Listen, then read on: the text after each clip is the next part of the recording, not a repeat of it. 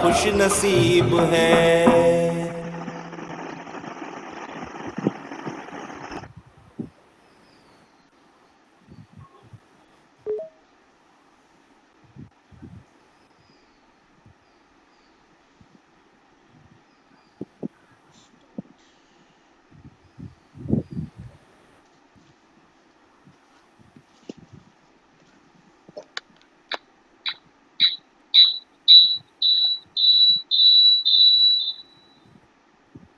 ओम शांति। ओम शांति। बोला ना वाली। ओम ओम शांति। शांति। ओम शांति। आवाज आ रहा है? हाँ जी दीदी आ रही है। अच्छा, आज बाबा के 12 तारीख के महावाक्य।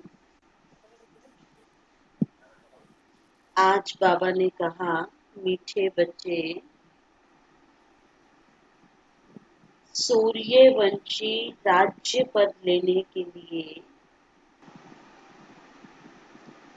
अपना सब कुछ बाप पर स्वाहा करो। सूर्यवंशी राज्य पद अर्थात एयर कंडीशन टिकट। सुना?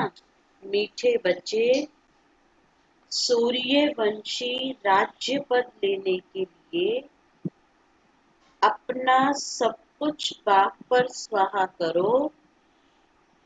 सूर्यवंशी राज्य पद अर्थात एयर कंडीशन टिकट। और प्रश्न है, इस दुनिया में तुम बच्चों से अधिक खुशनसीब कोई भी नहीं, कैसे? इस दुनिया में तुम बच्चों से अधिक खुशनसीब कोई भी नहीं, कैसे? जवाब, तुम बच्चों के सम्मुख बेहद का बाप है। उनसे तुम्हें बेहद का वर्षा मिल रहा है। तुम इस समय बेहद बाप, टीचर और सतगुरु के बनकर उससे बेहद की प्राप्ति करते हो। दुनिया वाले तो उसे जानते भी नहीं, तो तुम्हारे जैसा खुशनसीब हो कैसे सकते? बाबा कहते, जब जानते ही नहीं तो खुशनसीब की तो फिर बात ही कहाँ है। गीत बजा आज, बड़ा खुशनसीब है जिसके तू करीब है। ओम शांति। तो हम सब कितने खुशनसीब हैं, कितने पद्मा पदम भाग्यशाली आत्माएं हैं जो बाबा हमारे साथ है, हम बाबा के साथ हैं। बाबा कहते, ब्राह्मण कुल भूषण। ओम शांति। ब्राह्मण कुल भूषण बच्चे जानते हैं कि अभी हम ब्राह्मण संप्रदाय के हैं, फिर दैवी संप्रदाय बनेंगे। बच्चों को बाप बैठ समझाते हैं, जबकि बेहद का बाप सम्मुख है और उससे बेहद का वर्षा मिल रहा है। बाकी और क्या चाहिए? भक्ति मार्ग कब से चलता है ये कोई को पता नहीं है। भक्ति मार्ग वाले भक्त भगवान को अथवा ब्राइड ग्रूम को याद करते हैं, परंतु वंडर है कि उनको जानते नहीं हैं। ऐसा कभी देखा कि सजनी साजन को ना जाने? नहीं तो याद करी कैसे सकती? भगवान तो सबका बाप ठहरा ना। बच्चे बाप को याद करते हैं, परंतु पहचान बिगर याद करना सब व्यर्थ हो जाता है। इसलिए याद करने से कोई फायदा नहीं निकलता। याद करते कोई भी उस एम ऑब्जेक्ट को पाते नहीं। भगवान कौन है, उससे क्या मिलेगा, कुछ भी नहीं जानते। इतने सब धर्म क्राइस्ट, बोध आदि प्रिसेप्टर अथवा धर्म स्थापन करने वालों को उनके फॉलोअर्स याद करते हैं, परंतु उनको याद करने से हमको क्या मिलना है, कुछ भी पता नहीं है। इससे तो जिस्मानी पढ़ाई अच्छी है। एम ऑब्जेक्ट तो बुद्धि में रहती है। बाप से क्या मिलता है, टीचर से क्या मिलता है, और गुरु से क्या मिलता है, ये और कोई भी नहीं समझ सकते। तुम यहाँ बाप के, फिर टीचर के, फिर सतगुरु के बनते हो। बाप और टीचर से गुरु ऊंच होता है। अब तुम बच्चों को अब तुम बच्चों को निश्चय हुआ है कि हम बाप के बने हैं। अंडरलाइन, ये निश्चय है ना सबको कि अब हम किसके बने हैं, बाप के बने हैं। बाबा हमको 5000 वर्ष पहले मुआफिक आकर के स्वर्ग का मालिक बनाते हैं अथवा शांति धाम का मालिक बनाते हैं। बाप कहते हैं, लाडले बच्चे, तुम मुझसे अपना वर्षा लेंगे ना? सब कहते हैं, हाँ बाबा, क्यों नहीं लेंगे। अच्छा, चंद्रवंशी राम पद पाने में राजी होंगे? भाई चंद्रवंशी वाले हाथ उठाएं, जो चंद्रवंशी में आएंगे। कौन आएगा? कोई बोल ही नहीं रहे। अच्छा, बाबा कहते तुमको क्या चाहिए? बाप चंद्रवंशी सौगात ले आए हैं ना। तुम सूर्यवंशी लक्ष्मी को वरेंगे या चंद्रवंशी सीता को? लक्ष्मी को वरेंगे या चंद्रवंशी सीता को वरेंगे? तुम अपनी शक्ल तो देखो। तो किसी ने कहा होगा कि सूर्यवंशी लक्ष्मी को, तो बाबा ने कहा अपनी शक्ल तो देखो। श्री नारायण को व श्री लक्ष्मी को वरने के लायक हो? बिगर लायक बनने के वर कैसे सकते हैं? अब बाप बैठ समझाते हैं, हुबहू जैसे कल्प पहले समझाया था, फिर से समझा रहे हैं। तुम फिर से आकर वर्षा ले रहे हो। तुम्हारी एम ऑब्जेक्टिव है बेहद के बाप से बेहद का वर्षा लेने की, वह है सूर्यवंशी राज्य पद। सेकंड ग्रेड है चंद्रवंशी। जैसे air condition first class second class होते हैं ना, तो सत्युग की पूरी राजधानी एयर कंडीशन समझो। अभी कौन कराएंगे एयर कंडीशन की टिकट? करानी है एयर कंडीशन की?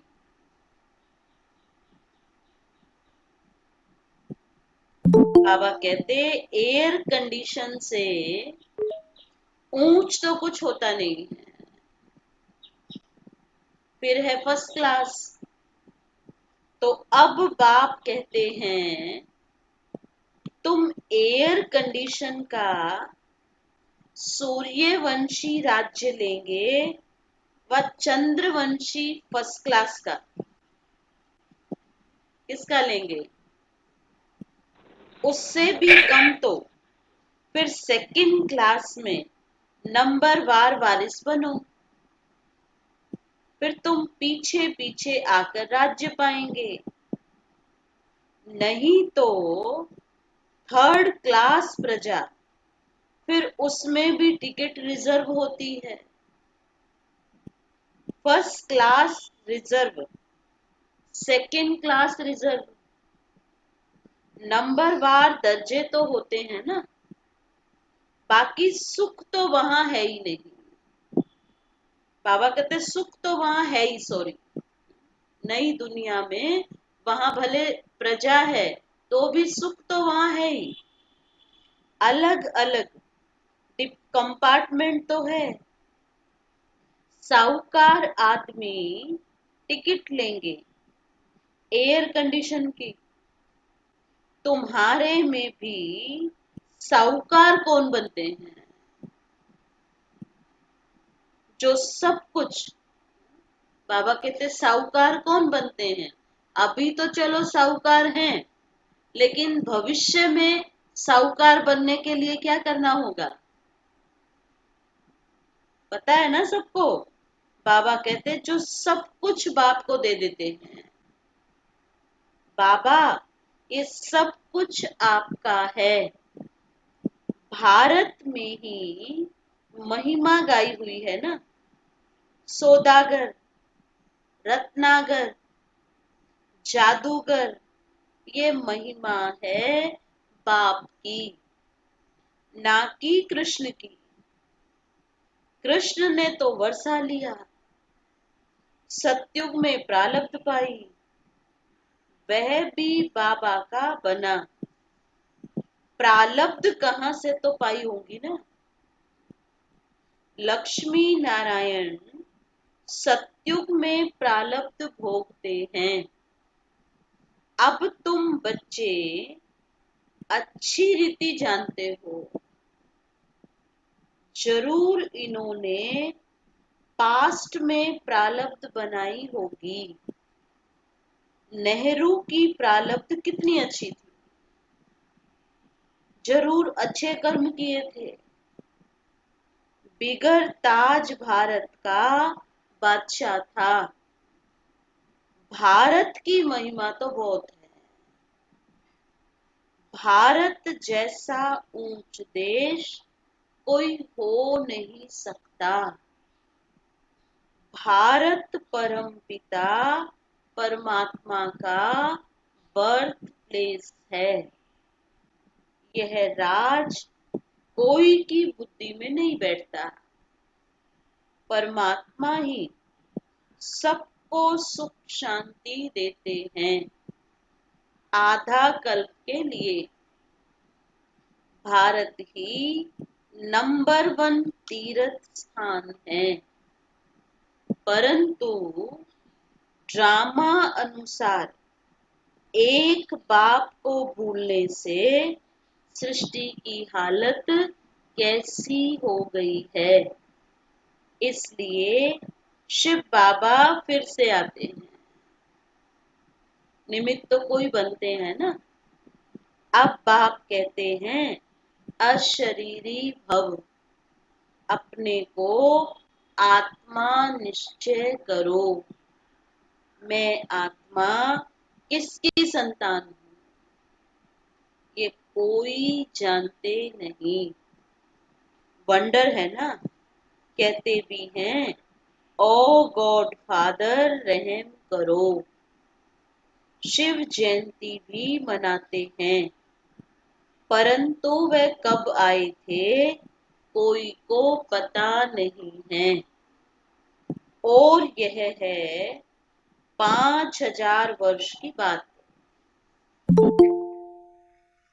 बाप ही आकर नई दुनिया सतयुग स्थापन करते हैं। सतयुग की आयु लाखों वर्ष तो है नहीं।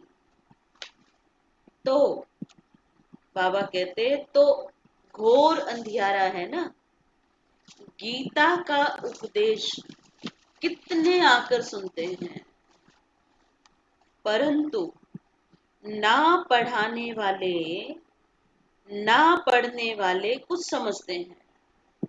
ना पढ़ाने वाले समझते हैं और ना ही कुछ पढ़ने वाले समझते हैं। बाप कितना सहज करके समझाते हैं। सिर्फ बाप को याद करो। ग्रस्त व्यवहार में रहते कमल फूल समान बनो।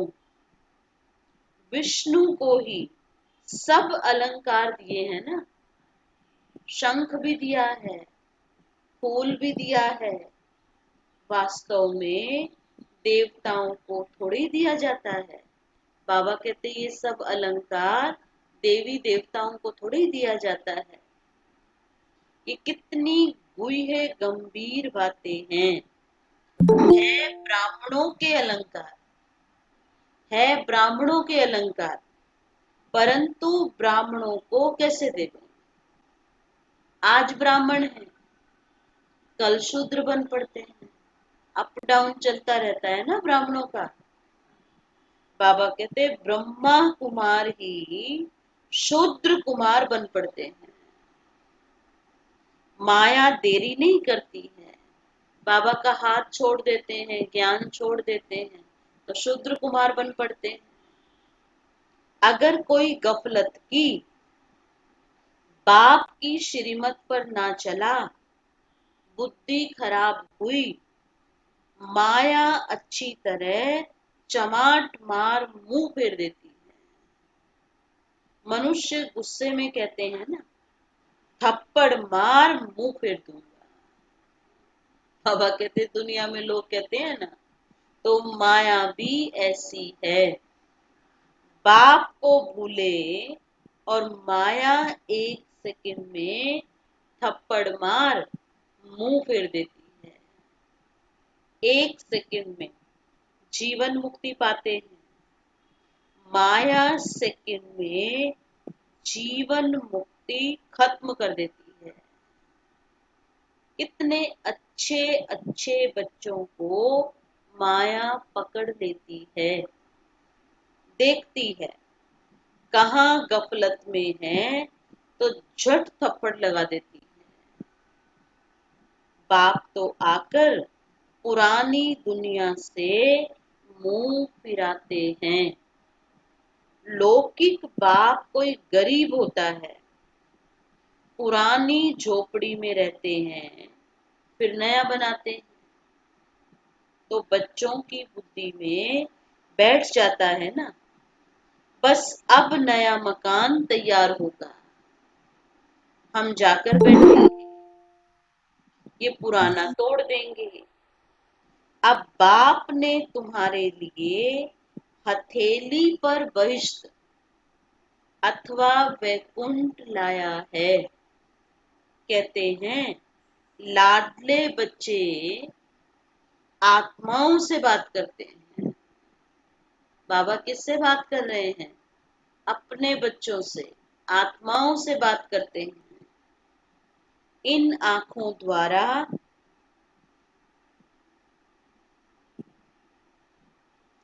इन आंखों द्वारा तुम बच्चों को देख रहे हैं। बाप समझाते हैं मैं भी ड्रामा के वश हूँ। ऐसे नहीं, ड्रामा के बिगर कुछ कर सकता हूँ। ऐसे नहीं, बाबा कहते नहीं, बच्चे बीमार पड़ते हैं। ऐसे नहीं, मैं ठीक कर दूंगा, ऑपरेशन करने से छुड़ा दूंगा। नहीं, कर्म भोग तो सबको भोगना ही है। तुम्हारे ऊपर तो बोझा बहुत है, क्योंकि तुम सबसे पुराने हो।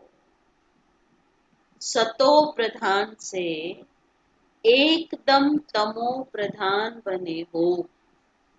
अब तुम बच्चों को बाप मिला है, तो बाप से वर्षा लेना चाहिए ना।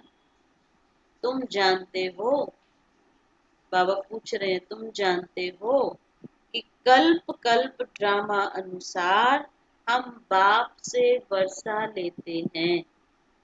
जो सूर्यवंशी चंद्रवंशी घराने के होंगे वह अवश्य आएंगे। जो देवता थे फिर शूद्र बन गए हैं, फिर वही ब्राह्मण बन दैवी संप्रदाय के बनेंगे। यह बातें बाप बिगर कोई समझा न सके। तो बाप को तुम बच्चे कितने मीठे लगते हो। कहते हैं ना, तुम वही कल्प पहले वाले मेरे बच्चे हो। मैं कल्प कल्प तुमको आकर पढ़ाता हूँ। कितनी वंडरफुल बातें हैं। निराकार भगवानु वाच, शरीर से वाच करेंगे ना, शरीर अलग हो जाता है तो आज आत्मा वाच नहीं कर सकती, तो आत्मा बोल नहीं सकती, आत्मा डिटैच हो जाती है। अब बाप कहते हैं अशरीरी भव। ऐसे नहीं कि प्राणायाम आदि चढ़ाना है, नहीं, समझना है मैं आत्मा अविनाशी हूँ। मेरी आत्मा में 84 जन्मों का पार्ट भरा हुआ है। बाबा कहते, बाप खुद कहते हैं भक्ति मार्ग में वहां पार्ट चलता है, फिर ज्ञान मार्ग में यहाँ आकर ज्ञान देता हूँ। भक्ति मार्ग वालों को ज्ञान का पता ही नहीं है। कोई ने शराब पिया, नहीं तो टेस्ट का कैसे पता हो। अगर कोई ने शराब ही ना पी हो तो उसको टेस्ट का कैसे पता चलेगा। ज्ञान भी जब लेवें तब तो पता पड़े। ज्ञान से सदगति होती है, तो जरूर ज्ञान सागर ही सदगति कर सकते हैं। बाप कहते हैं मैं सर्व का सदगति दाता हूँ। सर्वोदय लीडर है ना। कितने किस्म किस्म के हैं। वास्तव में तो सर्व पर दया करने वाला बाप है। बाप से कहते हैं हे भगवान रहम करो, तो सब पर रहम वो करते हैं। बाकी सब हैं हद के रहम करने वाले। बाप तो सारी दुनिया को सतो प्रधान बनाते हैं, उसमें तत्व भी सतो प्रधान बन जाते हैं। ये काम ही है परमात्मा का। तो सर्वोदया का अर्थ कितना बड़ा है। सर्व पर दया करने वाला। बाबा कहते एकदम सब पर दया कर लेते हैं। स्वर्ग की स्थापना में कोई भी दुखी नहीं होता है। वहां नंबर 1 फर्नीचर, वैभव आदि मिलते हैं। दुख देने वाले जानवर, मक्खी मक्खी आदि कोई होते नहीं है। वहां भी बड़े आदमी के घर में कितनी सफाई रहती है। बाबा कहते कभी तो मक्खी भी नहीं देखी। इस कलयुग में भी कितनी सफाई होती है, जो मक्खी मच्छर देखते ही नहीं है। कोई मच्छर आदि घुस ना सके। स्वर्ग में कोई की ताकत नहीं जो आ सके। वहां तो गंद करने वाली कोई चीजें होंगी ही नहीं।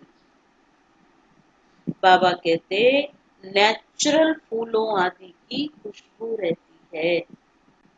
तुमको सूक्ष्म वतन में वहां रूम फ्रेशनर नहीं डालना पड़ता है। यहाँ तो कैसी कैसी स्मेल आती है ना। बाबा कहते तुमको सूक्ष्म वतन में बाबा सुबिरस पिलाते हैं। अब सूक्ष्म वतन में तो कुछ भी है नहीं।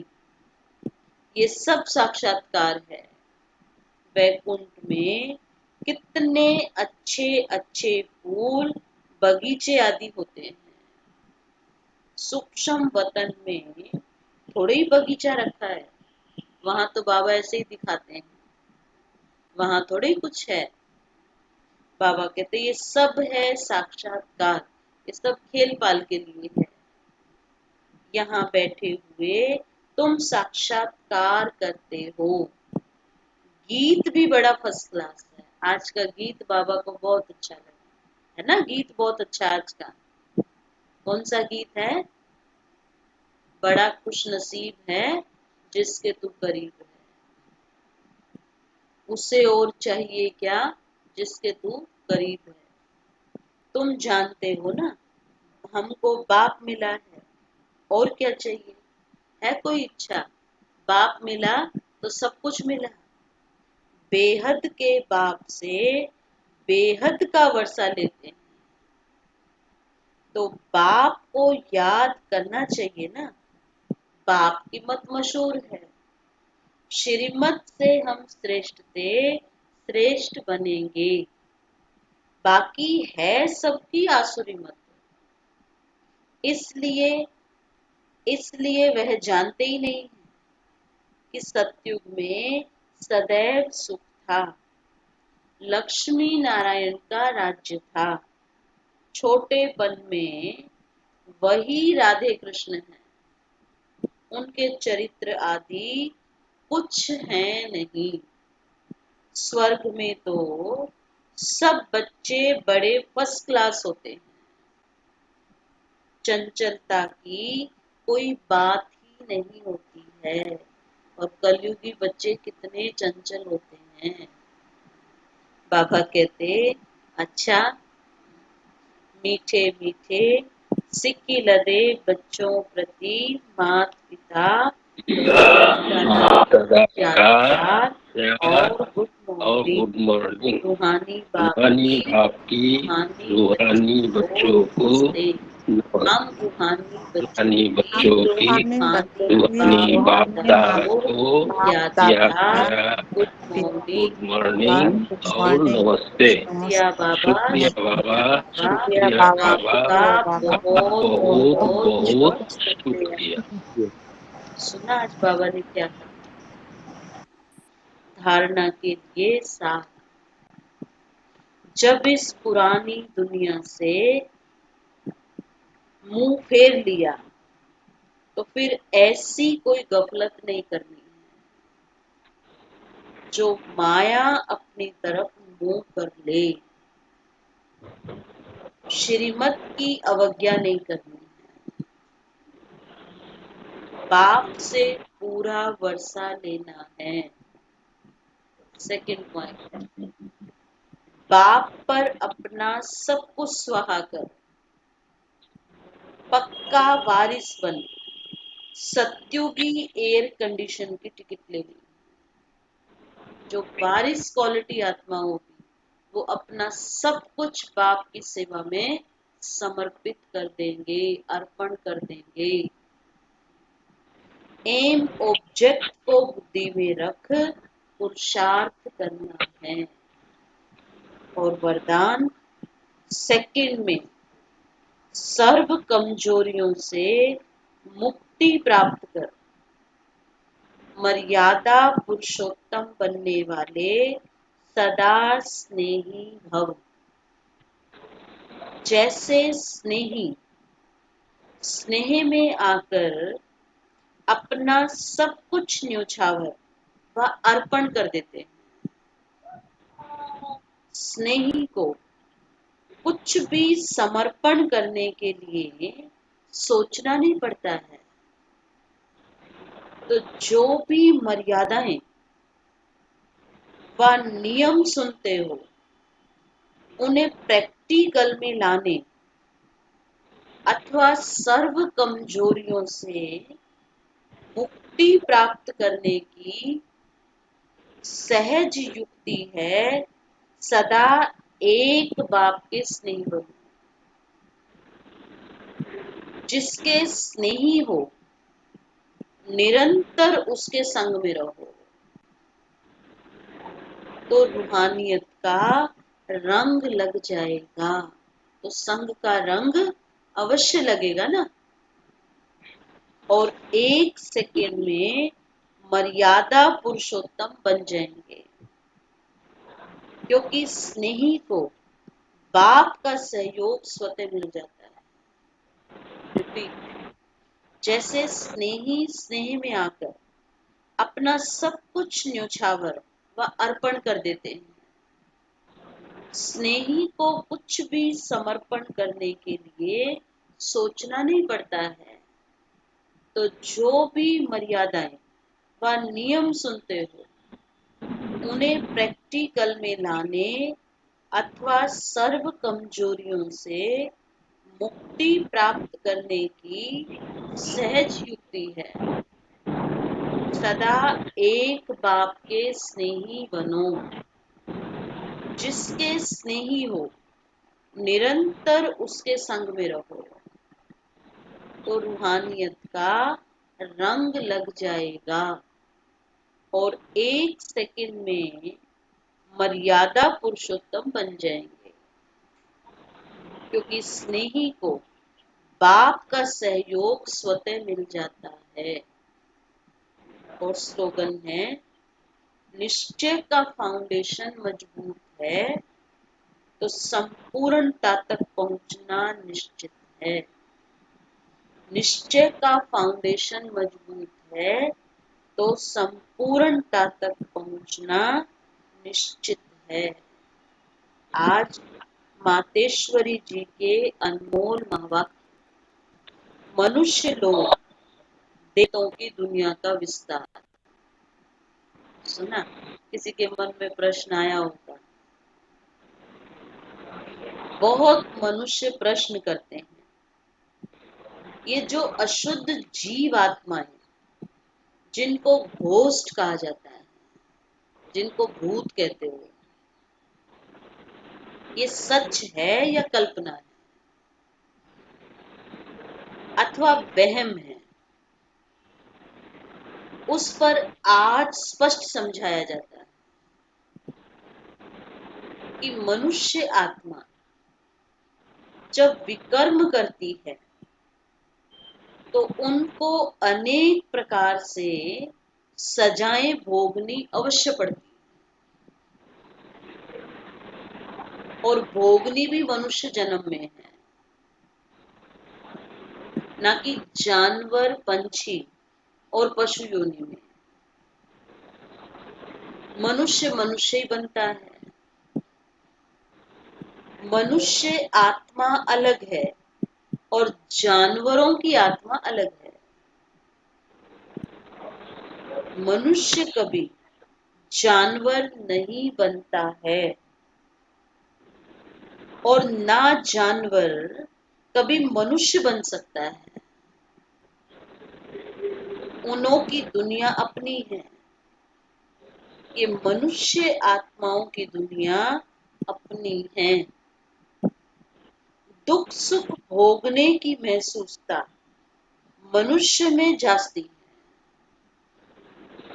ना कि जानवरों में। जानवर को कुछ भी कह दो उसको कोई फीलिंग आएगी? और मनुष्य को कुछ कह दो, वो कितना सेंटिमेंटल होता है। बाबा कहते तो दुख सुख फील करने की किसके अंदर है? कौन करता है? मनुष्य आत्मा फील करती है ना, पशु थोड़े फील करते हैं। बाबा कहते और ये ज्ञान सुनने की बुद्धि भी मनुष्य तन में ही रहती है, ना कि जानवरों में। तो इस सृष्टि खेल में मुख्य पार्ट मनुष्य का है। ये जानवर पंछी आदि तो जैसे सृष्टि ड्रामा की शोभा है। सारे कल्प के अंदर सतयुग आदि से कलयुग के अंत तक मनुष्य आत्माओं के 84 जन्म हैं। बाकी ये 84 लाख तो जानवर पंछी आदि की वैरायटी हो सकती है। अब ये सब राज परमात्मा बिगर कोई नहीं समझा सकता। आत्माओं का निवास स्थान है ब्रह्म तत्व अर्थात निराकारी दुनिया। बाकी इन जानवरों की आत्माएं ब्रह्म तत्व में नहीं जा सकती। सुना? वह इस आकाश तत्व के अंदर ही पार्ट बजाती है। उनों का भी मर्ज इमर्ज का और सतो रजो तमो में आने का पार्ट होता है। इसलिए हमें प्रकृति के बहुत विस्तार में ना जाकर पहले अपनी आत्मा का कल्याण करें, अर्थात मन मना भव। अब आते हैं मनुष्य आत्मा, क्योंकि बहुत नए नए आते हैं तो पशुओं के बारे में, जानवरों के बारे में बहुत पूछते हैं कि पशु पक्षियों का क्या होगा। बाबा कहते हैं उनका जो होना होगा होगा, पहले अपना तो कल्याण करें। आज तो मम्मा ने क्लियर कर दिया कि उनकी आत्मा परम धाम में नहीं जाती है। बाबा कहते तो जो आत्माएं, इसीलिए हमें प्रकृति के बहुत विस्तार में ना जाकर पहले अपनी आत्मा का कल्याण करें, अर्थात मन मना भव। अब आते हैं मनुष्य आत्मा पर। तो जो आत्माएं अशुद्ध कर्म करने से विकर्म बनाती हैं और वो अपने अशुद्ध संस्कार अनुसार जन्म मरण के चक्कर में आए, आदि मध्य अंत अर्थात मरने के समय अपने किए हुए विकर्मों का साक्षात्कार पाए, सूक्ष्म में सजा भोगती है। कहते हैं ना अंत के समय सब कुछ दिखाई देता है पिक्चर की तरह। एक एक सीन ऐसे फिल्म की तरह चल रहा होता है कि मैंने अपने इस जीवन में क्या क्या पाप कर्म किए। बाबा कहते विकर्मों का साक्षात्कार पाए, सूक्ष्म में आत्मा सजा भोगती। इस थोड़े समय में अनेक जन्मों का दुख महसूस होता है। फिर शरीर छोड़ जाकर गर्भ जेल में दुख भोगती। मरने के समय दुख भोगा, फिर गर्भ में जाती है, फिर दुख भोगा। और फिर संस्कार अनुसार ऐसे माता पिता के पास जन्म ले, वहां भी अपने जीवन में सुख दुख भोगती है। अगर अच्छा घर परिवार नहीं मिलता है, अच्छे माता पिता नहीं मिलते हैं, तो वहां भी फिर आगे दुख है। बाबा कहते इसको कहा जाता है आदि मध्य अंत। परंतु कोई आत्मा शरीर न धारण कर आकारी रूप में इस आकाश तत्व के अंदर घोस्ट बन भटकती रहती है। बहुत सालों साल तक भटकते रहते हैं। ये भी एक सजा है, अर्थात भोगना है। हमने तो अनुभव किया, एक आत्मा हमारे पास, मैं तो क्लास में कई बार बताती हूँ, उसके अंदर 22 आत्माएं थी। अब एक दो को तो निकाला, लेकिन वो 22 कैसे निकलेंगी? फिर उसको भेजा यहाँ से। बाबा कहते तब अनुभव किया था कि कैसे आत्मा कष्ट का अनुभव करती है। एक के अंदर 22 आत्मा, आप सोचो उसकी हालत क्या होगी। और छोटी सी बच्ची थी, कोई जास्ती उम्र नहीं थी उसकी। बाबा कहते ये भी एक सजा है ना, अर्थात भोगना है। उस अशुद्ध जीव आत्मा के साथ किसी का हिसाब किताब होता है तो वो उनमें प्रवेश कर उनको दुख देती है, अर्थात हिसाब किताब चुकतू कर फिर जाकर अपना शरीर धारण करती है। कोई जीव आत्मा तो जिसमें प्रवेश करती है उनको बहुत मारती भी है। आज मामा राज बोल रही है, बहुत कष्ट देती है, परंतु ये सब हिसाब किताब के अंदर भोगना का प्रकार है। अगर हमारा किसी के साथ कोई हिसाब किताब नहीं है तो कोई हमारा बाल भी बांका नहीं कर सकता, कोई हमें कोई नुकसान नहीं पहुंचा सकता है।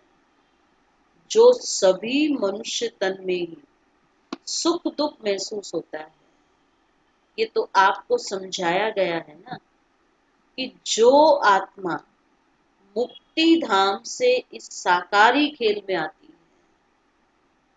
वो बीच में वापस मुक्ति धाम में जा नहीं सकती, परंतु अपने किए हुए अशुद्ध शुद्ध कर्मों अनुसार संस्कार ले दुख सुख के चक्कर में आती है। सभी आत्माओं का पुनर्जन्म होता है, सिर्फ एक परमात्मा का नहीं होता है। अच्छा, ओम शांति।